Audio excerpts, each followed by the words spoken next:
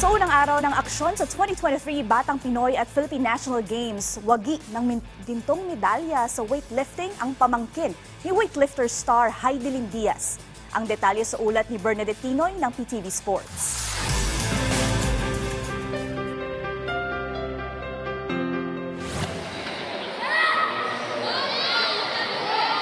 Maliit, magaan, ngunit kayang-kayang makipagsabayan sa mga kapwa manlalaro ang pamangkin ni Tokyo Olympic gold medalist weightlifter Heidelin Diaz na si Matthew Diaz. Ito ay matapos masungkit ng 12-year-old athlete ang gintong medalya sa weightlifting under 12 category sa unang araw ng aksyon sa 2023 Batang Pinoy at Philippine National Games.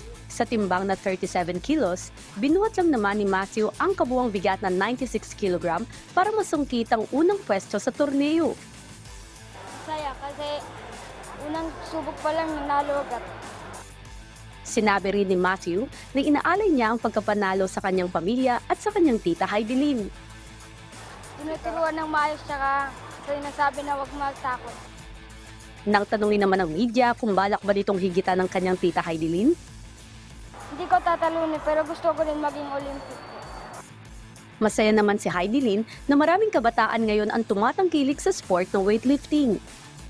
Dito ako nagsimula sa Batang Pinoy 2002 and masaya akong makita ng mga bata na excited na excited sila, nangangarap sila and it's a good opportunity for them. And nakikita ko na pinapakita nila yung best nila sa larong ito and masaya ako para sa kanila and they're the future, the kids are the future. Patuloy din ang pagbibigay ng suporta at payo ng weightlifter star sa lahat ng mga kalahok ng Batang Pinoy at Philippine National Games. Train hard. Talagang consistent kayo sa training, dapat disiplina. Kasi hindi naman pwede na makuha yung result na ganun-ganun lang. And then today is like, preparado kayo, huwag kayong kabahan. Kasi syempre, normal na kabahan ng mga bata na minsan na-excite, hindi nila manong nararamdaman. So, pero normal lang yun. Sinasabi ko lang na enjoy yun nila. Then, make friends. Sa 18,000 atleta na lumahok ngayong taon, naniniwala si Heidelin na maraming kabataan pa ang maiengganyo na tumangkilik sa sport at lumaban sa mga torneo sa loob at labas ng bansa. Hindi lang siya weightlifting na nag-grow. Yung sports nag-grow and now nakikita yung importansya ng sports.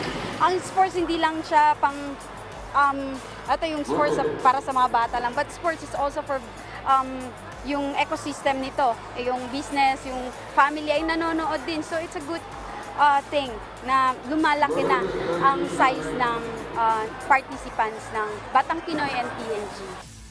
Samantala, nasungkit din ni Adrian Bucol mula sa City of Zamboanga ang unang pwesto para sa 32 kg ng under 12 category sa parehong torneo. Sa pagsisimula ng 2023 Batang Pinoy at Philippine National Games, layo nito na mabigyan ng pagkakataon ang mga batang atleta na makasungkit ng medalya at magbigay karangalan sa bansa. Bernadette Tinoy para sa Bayan.